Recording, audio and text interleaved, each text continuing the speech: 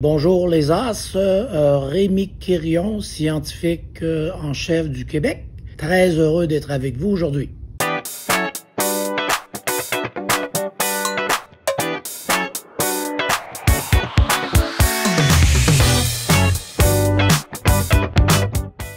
Salut les As! Bienvenue à une nouvelle semaine d'entrevue.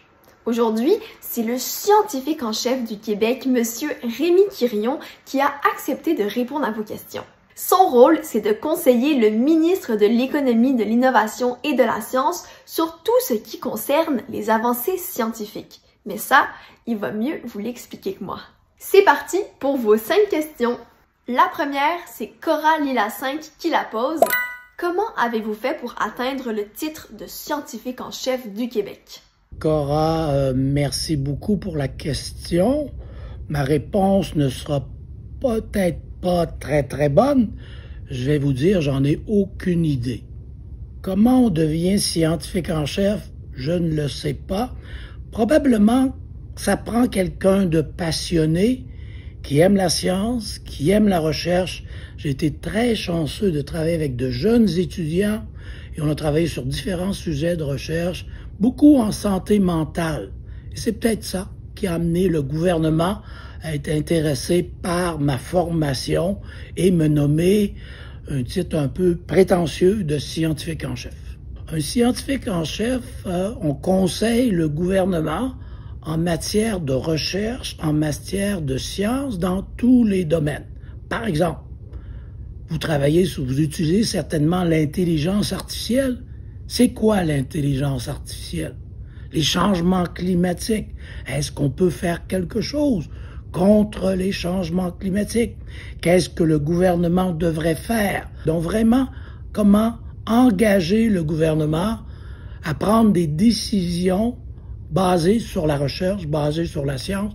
C'est mon rôle un peu de tous les jours. La prochaine question nous vient de Ski Trop Cool 1304. Faut-il avoir beaucoup de connaissances pour être scientifique? Si oui, vous êtes sûrement très intelligent. Ski Trop Cool, ouais, tout un nom, c'est impressionnant.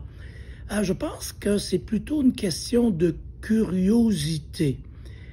Après plusieurs années à étudier à l'université, à faire ma carrière de recherche, à être nommé scientifique en chef, je ne sais pas vraiment encore aujourd'hui c'est quoi être intelligent. C'est quoi l'intelligence? Je pense que chacun d'entre vous, chacune, vous êtes intelligent et il y a différents types d'intelligence. Donc je pense qu'il faut travailler sur nos forces. Ce qu'on aime, on est bon dans quoi? Si on est bon dans les mathématiques, bon, on essaie de creuser davantage. Si on est bon en art plastique, à faire des dessins, bon, on peut creuser de ce côté-là aussi. Donc, je pense pas que c'est une question d'intelligence pure et dure. C'est plutôt de suivre un peu son intérêt et essayer de le développer au maximum. On continue avec Soneka. Pensez-vous qu'avec le temps, l'humanité va régresser en matière de sciences? Merci pour la question, Soneka. Non, je pense qu'il reste toujours plein de choses à découvrir, découvrir de nouvelles planètes, de nouvelles étoiles. Dans mon cas, ma recherche était sur le cerveau. On connaît encore très peu comment fonctionne notre cerveau, comment notre cerveau intègre les connaissances plus dures, en termes de comment fonctionne une cellule nerveuse, mais aussi les liens avec la société. Donc, tous les liens entre sciences et société, les sciences sociales, les sciences humaines. Donc, je pense qu'il y a encore plusieurs décennies, sinon des centenaires, avant qu'on ait tout compris comment notre monde fonctionne. Donc, non, les sciences ne régresseront pas. Il faut être prudent, mais je pense que les sciences vont continuer à progresser et à faire progresser l'ensemble de l'humanité. Maintenant, une question de Wolfie Hadji.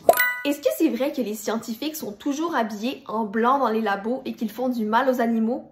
Oh, une bonne question, Wolfie. Non, je pense qu'on a souvent le stéréotype, l'image d'un chercheur un peu fou à la Tintin, avec blouse blanche, professeur Tournesol. C'est pas ça du tout. Bien sûr, dépendamment du type de recherche que l'on fait, dans certaines conditions, on doit avoir, oui, être en blanc, d'avoir un sarrau blanc, etc., d'être bien protégé, avoir des masques, mais dans la très grande majorité des cas, non. Hein, vraiment, on est habillé comme vous l'êtes présentement, là. Du côté des faire mal aux animaux, bien sûr, ça dépend des types d'expériences et de recherches que l'on fait.